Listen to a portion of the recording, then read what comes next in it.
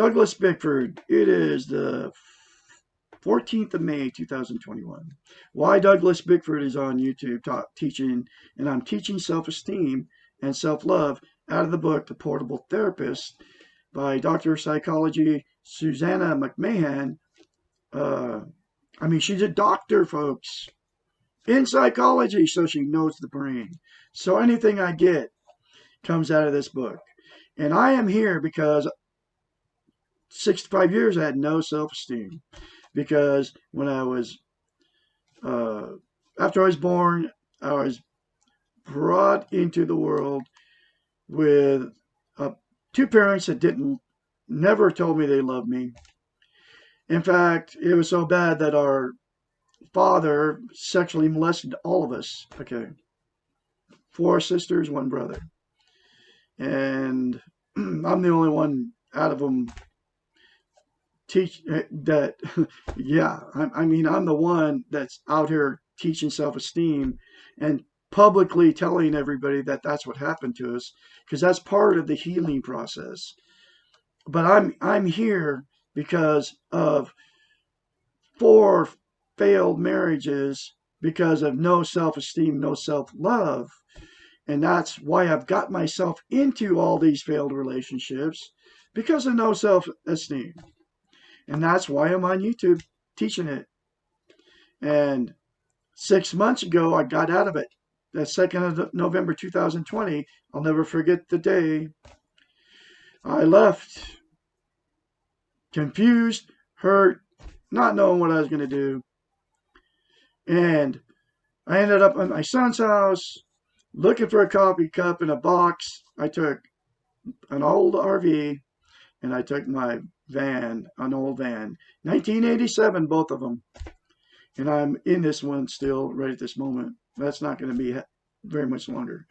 But I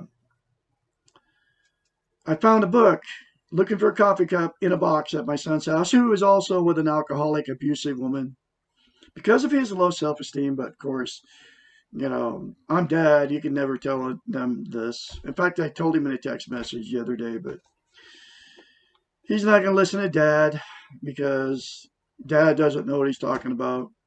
He's never listened to me. Neither is my daughter, who was also in an abusive relationship with an alcoholic. Okay. Because of no self-esteem, right? But you can change it. You can change that very simply. And it's a concept that came out of this book. And that's where I got it. And I'm full of self-esteem now, self-love, because of this one concept. All you got to do is look yourself in the mirror and say, I love you. Do it daily. Keep doing it. Don't stop. And then the other thing you can do, you can continue to watch me, because I'm going chapter by chapter through the book, The Portable Therapist. You can continue to watch me, and then you can get the book, because the book is in the description. It's a link to the book. You can get it all over the internet. Mine's to Amazon or whatever. And you can get the book. It's very cheap. It will change your life, folks. That's what I suggest you do. Get the book and read it for yourself. And continue to watch me, and please share and like my videos. And subscribe. This is chapter 24. Can too much self-esteem lead to self-centeredness? No. You cannot have too much self-esteem. It is a process, not a goal, not a commodity. It is something that you practice every day. Self-esteem is a feeling about yourself coupled with behaviors towards yourself. It means being secure and feeling loved and strong and capable. There will be times when you feel less secure or loved or capable. There are times when you will become more vulnerable to the weak ego, and you may well want others to put you in the center of their lives and fulfill your needs. Self-centeredness develops when there is not enough self-esteem, self-love. The best solution to feeling the need for others to take care of you is to give yourself more of what you're wanting others to give. I've been doing it for about 4 or 5 months now. If you need attention, give yourself lots of attention. If you need to hear compliments and to be praised, praise and flatter yourself. I've been doing that. I'm a musician, man. I've been praising and complimenting myself about my piano playing, my guitar playing. In fact, I'm putting it up on YouTube videos. It's in these channels, right? And the more I put them up, the more I compliment myself, the better they get. Okay. And it's my piano playing is just like I'm playing a piano from composers that are dead 500 years. Bach, Stravinsky, Tchaikovsky, all of them, and it's just beautiful stuff. Okay, anyway, say exactly what you most want to hear. If you do not believe yourself, how can you believe it when others say it? I say it in the mirror to me. Okay.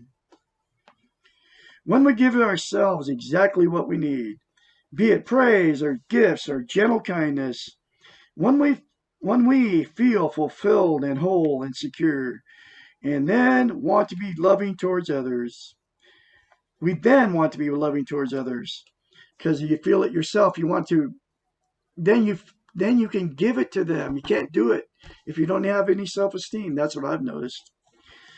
We have more energy to do the things for ourselves and for those around us. We are more accepting of the faults of ourselves and others. This is what I noticed when I walked in the grocery store after I started gaining self-esteem by doing that one simple concept, looking at myself in the mirror and saying, "I love you." I felt that I was different in a grocery store. And I was like, whoa, it worked. We are more accepting of the faults in ourselves and others.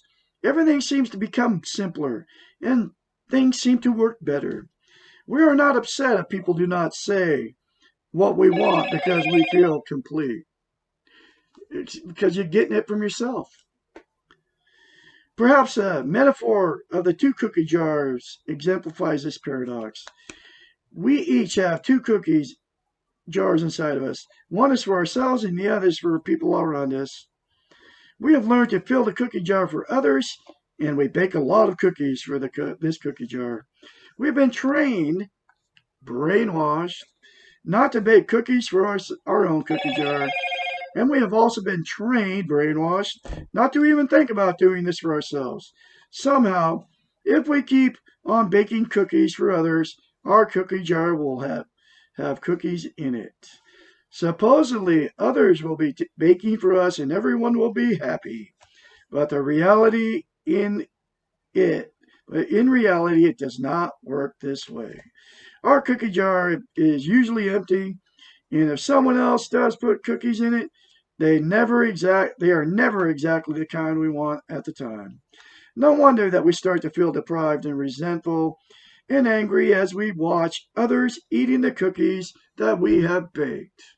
I love that analogy. The paradox is so simple. Just like looking at yourself in the mirror and saying, "Love you." Fill your own cookie jar first with exactly what you want and let the overflow go to the other cookie jar. That's exactly what I've been doing. Keep your cookie jar full. Teach your family members to fill their own cookie jars. First, everyone will win. There it is. So simple. And there's another chapter from the Portable Therapist. I'll have more later for you. Please like, subscribe, and share my videos. You all have a great day out there.